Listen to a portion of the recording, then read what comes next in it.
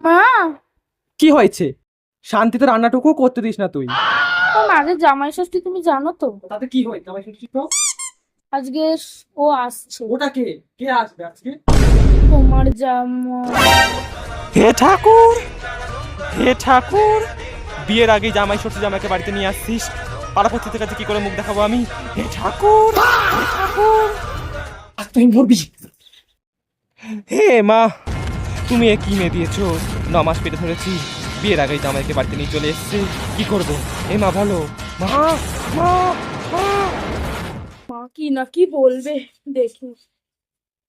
ও মা, তোমার জামাই এসছে। ওই ঢ্যামনা বেটা তুই এটাকে নিয়ে এসছিস? তোর এত বড় সাহস?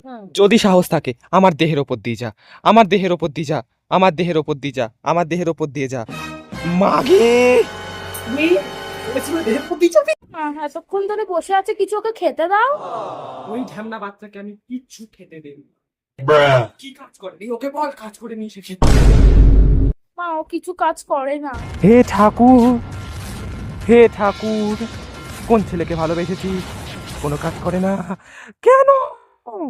আমাকে তো পঞ্চবাড়ির সাথে খেতে তো দিলে, এবার চলো ছবি তুলতে, চলো ওর সাথে। ছবি ঢ্যামনা বাচ্চার সঙ্গে? হ্যাঁ, আর ছবি মারাবো ওর সঙ্গে আমি? তাকে খেতে দিয়েছ, বাপের কত ভাগ্য ভালো। আর ছবি, ওর জীবনে ছবি তুলবো না। অল্প বাচ্চার এমনি একটা শয়তান, আমার মেয়ে রক্ত ছুঁড়ে খেয়ে নিয়েছে, ছবি ছবি তুলবো? যা তুই তোল, মারাতে যা, ছবি বেড়া এখান থেকে, যা যা।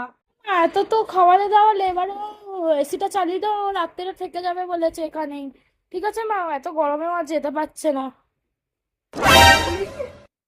কি বললি তুই? খান কি ছেলেটাকে আমি ওখানে রেখে দেবো?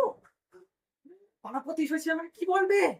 বিয়ের আগের টাকা জামাই নিয়ে এসেছিস তুই বাড়িতে, তার মধ্যে ওখানে রেখে দেবো? আমার বাবা বেরিয়ে যাচ্ছে, আমি পাচ্ছি না, আমি পাচ্ছি না, পাচ্ছি না। তুই মরবি। আমি এই চাপা সহ্য করতে পারছি না। মা তোমার কি হলো? মা তোমার কি হলো? মা তোমার কি হলো? মা তোমার কি হলো? মা তোমার কি হলো? মা!